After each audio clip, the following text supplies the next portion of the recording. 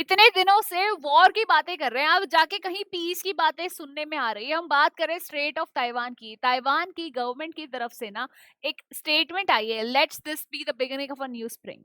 ये कहती हैं कि अब एक नई शुरुआत करते हैं चाइना के साथ। इस नई बहार के साथ अप्रैल से हम लोग शुरू करेंगे अच्छे कनेक्शंस को बिल्ड करना। और इसी के कारण मैं यहाँ पे चाइना में जाकर बहुत सी प्लेसेस को विजिट करने वाली हूँ। अब ये जो बात उठ रही है ना, ये बात उठ रही है ताइवान की चाइना की गवर्नमेंट से। एक बार मैप के थ्रू हम देख लेते हैं कि चाइना और ताइवान का क्या ऐसा रिलेशन है। ये जब ताइवान को देख रहे हो ना, पहले चाइना का ही एक पार्ट हुआ करता था। कुछ समय पहले यानी कि कुछ सालों पहले लड़ाई हुई, लड़ाई के बाद ताइवान सेपरेट हो गया, ताइवान ने अपने आप को अलग से डिक्लेयर कर दिया और चाइना जो है अभी भी इसके ऊपर अपना हक जमाता है। इन सभी को आज इस वीडियो में डिटेल में देखेंगे कि चाइना और ताइवान का रिलेशनशिप आखिर है क्या, और इसमें यूएस गवर्नमेंट का कितना बड़ा फायदा है, यहाँ तक कि इंडियन गवर्नमेंट को क्या नुकसान हो सकता है अगर चाइना और ताइवान एक हो जाएं। इसके साथ साथ हम लोग इस वीडियो में ये भी देखेंगे कि ऐसी कौन कौन सी स्ट्रेटजीज हैं जो यूएसए चाइना अलग अलग तरीके से ताइवान के ऊपर अपना रहे हैं। तो चलिए वीडियो की शुरुआत करते हैं और अब सबसे पहले समझते हैं कि आखिर हो क्या रहा है। देखो, सबसे पहले चाइना से शुरुआत करते हैं, मेनलैंड से। तो चाइना और यूएसए की मीट होने वाली थी बहुत बड़े लेवल पर, और ये लोग किसी बात को आगे बढ़ाने की ही बात कर रहे थे। तभी बीच में ताइवान की एक स्टेटमेंट आ जाती है कि अब हम लोग नई शुरुआत कर लेते हैं इस अप्रैल से। तो क्या वाकई में ताइवान की गवर्नमेंट मान गई है कि हम लोग वापस जाके चाइना से जुड़ जाएं, या फिर ये कोई और बात है जिसका एक भवंडर बनाया जा रहा है कि ताइवान की गवर्नमेंट ने यहाँ पे इन लोगों से दोस्ती का हाथ बढ़ाया है। तो देखिए, ये जो हुआ ये 30 मार्च 2026 में हुआ।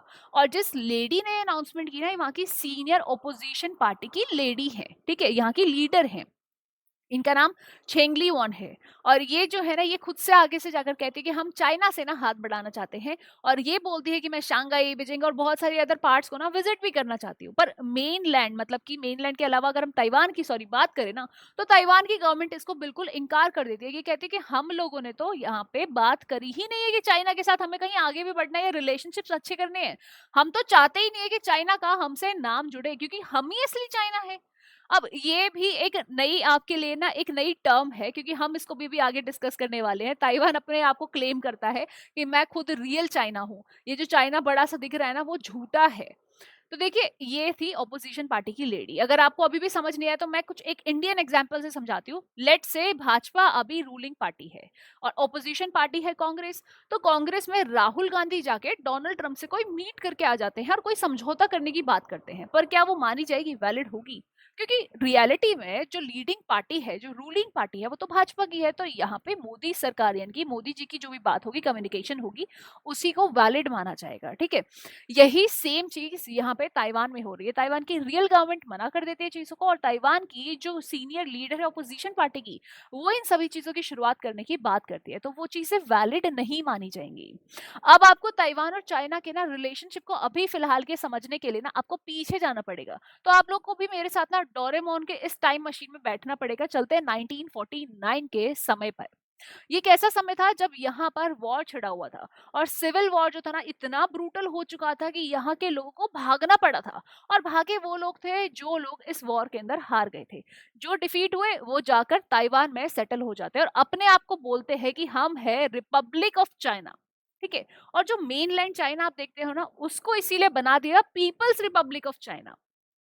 तो मेनलैंड चाइना है पीपल्स रिपब्लिक ऑफ चाइना, और ताइवान का नाम है रिपब्लिक ऑफ चाइना, ठीक है। ताइवान क्लेम करता है मैं रियल हूं, चाइना कहता है कि ये तो मेरा पार्ट है। अब यही चीज जो है 1992 की ना कंसेंसस गेम बन चुका था। ये ताइवान कहता है कि ये जो चाइना आपको रियल में दिख रहा है ना इतना बड़ा, ये सब झूठ है, रियल चाइना तो मैं हूँ। और चाइना कहता है कि ये जो ताइवान है ये अलग से है ही नहीं, ये तो मेरा ही पार्ट है। और यहाँ के लोग बस भागकर सेटल हो गए ना वहां पे, तो अलग से कैसे मान लिया जाएगा इसे। तो इसीलिए चाइना यहाँ पे अपनी डोमिनेंस दिखाता है। ये कहता है कि कितना भी अलग कह लो, पर तुम रहोगे तो हमारे पार्ट ही। और यहाँ पे कुछ समय तक ना इनके रिलेशनशिप आगे देखने को मिले, बोले कि बड़े ही सुंदर हो गए थे जब केएमटी की सरकार आई थी। जिन लीडर को आपने अभी देखा था ना, जिन्होंने स्टेटमेंट पास किए, ये हमेशा से चाइना से जुड़ना चाहती थी। तो इन्होंने एक गोल्डन एरा यहाँ पे ताइवान के अंदर लाया था, जो कि 2008 से 16 तक का था। ये चाहती थी कि गवर्नमेंट के साथ ना अच्छे समझौते हो। तब के समय में ट्रेड अच्छी हो गई थी, बातचीत अच्छी हो गई थी, बहुत सी चीजें आगे ताइवान में डेवलपमेंट के फेज में जा रही थी। पर जैसे ही इनकी सरकार पलटती है, वैसे ही सब कुछ चेंज हो जाता है। वैसे ही ये सारी टॉक्स ना चाइना अपनी तरफ से बंद कर देता है और ताइवान हर चीज पर रिस्ट्रिक्शंस लगा देता है, चीजों को आगे बढ़ाना ही नहीं चाहता था। चाइना की ना इन सभी में जो अपोजिशन पार्टी उस समय पे हुई जब केएमटी की सरकार आई, तब देखने को मिला ये लोग ना सलामी स्लाइसिंग स्ट्रेटजी अपना रहे हैं। चाइना की ये जो स्ट्रेटजी है पूरे वर्ल्ड वाइड मशहूर है। ये सलामी स्लाइसिंग स्ट्रेटजी आखिर है क्या? ये एक ऐसी स्ट्रेटजी है, एक मीट का पीस जो है ना वो धीरे धीरे काटा जाता है।